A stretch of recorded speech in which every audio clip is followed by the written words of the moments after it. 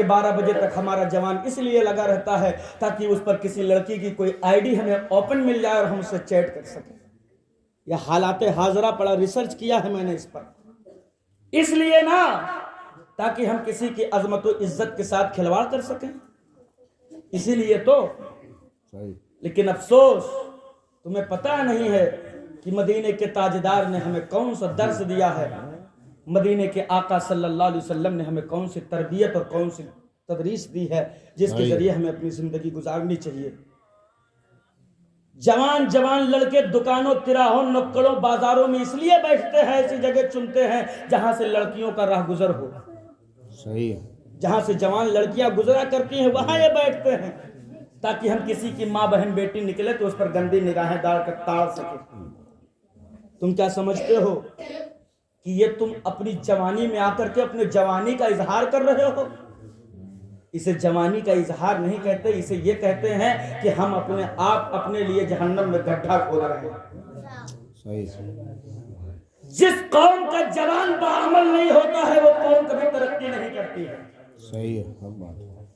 لیکن افسوس افسوس صد افسوس مسلمانوں, تم صرف اور صرف دعوت ولیمے شادی گاجا باجا عرس گاگر چادر میں ملوث ہو کر کے تم نے اور جو تمہاری زندگی کے احکاماتوں سے بھلا دیا. زنا تو ایسے کر کے گزر جاتے ہیں جیسے لگتا ہے کہ ان کی شریعت میں جائز ہو. شراب تو 75% ہماری قوم پینے لگی ہے. گانجا جوا اسماعیل کون سا ایسا نشہ ہے جو مسلمان کے بیٹے نہیں کر رہے ہیں؟ آپ جانتے ہو یہ کیوں ہو رہا ہے؟ آخر اس کی وجہ کیا ہے؟ کبھی تم نے اس پر زور دینے کی کوشش کی ہے؟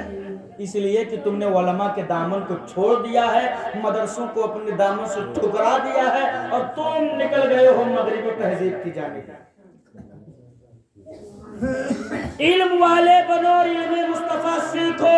اگر بقا چاہتے ہو تو سیکھو اور اپنی بیٹیوں کو سکھاؤ. جب یہ دین جانیں گی نا, جب یہ دین کو سمجھیں گی نا, تو میرا یہ اندازہ ہے کوئی بیٹی کبھی اپنے باپ کے مریادہ کی دہلیز کو نہیں پار کرے گی انشاءاللہ.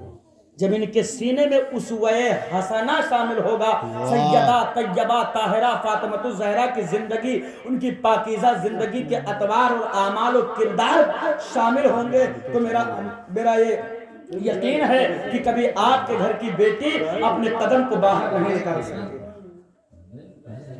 لیکن افسوس صد افسوس مسلمانوں, تم نے خود بھی دین سے دوری اختیار کیا اور اپنے گھر کی شہزادیوں کو بھی دین سے دوری اختیار کرنے کا موقع دے دیا. اور یہی وجہ ہے کہ آج تم سے بڑا ذلیل اس دنیا میں کوئی نظر نہیں. تم سے بڑا رسوا انسان اس پورے دھرتی پر کوئی دکھائی نہیں دیتا. اسپین کے سرزمین پر, اسپین ایک ملک ہے جس کی سرزمین پر مسلمانوں کی کثرت تھی, مسلمانوں کی کثرت. لیکن آج کے دور میں اسپین کا ریسرچ کریں آپ تو پوری دنیا میں جس ملک میں سب سے کم مسلمان پائے جاتے ہیں وہ اسپین ہے. کیا وجہ ہو سکتی؟ کوئی نہ کوئی وجہ ہوگی نا, کہ جہاں سب سے زیادہ مسلمان تھے وہاں آج سب سے کم مسلمان ہیں. کیوں؟ تو اس کی وجہ یہ تھی کہ اسپین کی سرزمین پر مسلمانوں نے ایک بھی مدرسے قائم نہیں کیے, اور جہاں مدرسے نہیں ہوتے ہیں وہاں سے مسلمان کم ہو جاتے ہیں. مدرسوں سے اسلام کا پرچار ہوتا ہے, مدرسوں سے اسلام کو وجود ملتا ہے, مدرسوں سے اسلام کو زندگی ملتی ہے, مدرسوں سے اسلام کو بقا ملتی ہے. تو کہنے کا مطلب یہ ہے کہ اگر کوئی ایک مدرسہ, اچھا بہت سارے لوگ اگر ایک مدرسہ یہاں کھل جائے, آگے کہیں مدرسہ کھلنے لگے, تو ای مدرسہ کے جتنے کاریکرتا لوگ ہیں وہ مدرسہ والے کا دیکھ کے جرے لاگت ہے. یہ ہے ہمارے اندر. دین کے معاملے میں بھی حسد یار. ارے کہیں تو کسی کو چھوڑو دو. یہ دین کے معاملے میں حسد کی وجہ کیا ہے؟ ارے یہ مدرسہ ہے تو وہ, یہ رسول اللہ کا گھر ہے تو وہ بھی رسول اللہ کا گھر ہے نا. یہاں سے دین کو فروغ ملے گا تو وہاں سے بھی ملے گا نا. تو آپ کو جلن کس بات کی ہے؟ کس بات کی جلن ہے؟ رزاق اللہ ہے، روزی کا مالک اللہ ہے، اللہ کھلانے والا، اللہ چلانے والا، مصطفیٰ دینے والے، عطا کرنے والے. تو پھر ہم کون ہوتے ہیں کسی سے جلنے والے اور نہ جلنے والے؟ لہٰذا میرے کہنے کا مطلب اور مقصد یہ ہے کہ آپ مدرسوں کو وجود میں لائیں اور اپنے آبادی کے مدرسے کو طاقت بخشیں، تاکہ اس مدرسے سے نکلنے والے طلباء وقت کے غازی، مسجد کے نمازی، بیت اللہ کے حاجی بنتے نظر آئیں. قل هل يستوي الذين يعلمون والذين لا يعلمون، بے شک علم والے اور یہ بے علم برابر نہیں ہو سکتے ہیں.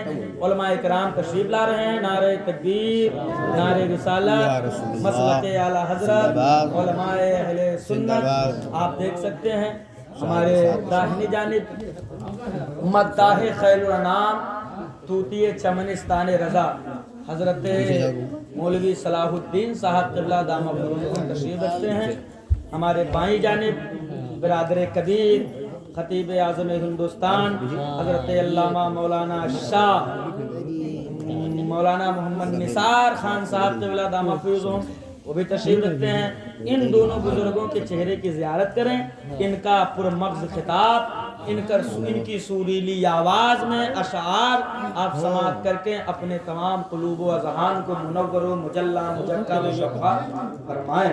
میں نے جو کچھ بھی کہا اللہ رب العزت اس پر گناہگار کو پہلے عمل کی توفیق عطا فرمائے، پھر آپ سب کو عمل کی توفیق عطا فرمائے. میرے بولنے میں قصدن، لفظن، شہون، عمدن، مانن جو غلطیاں ہوئیں اللہ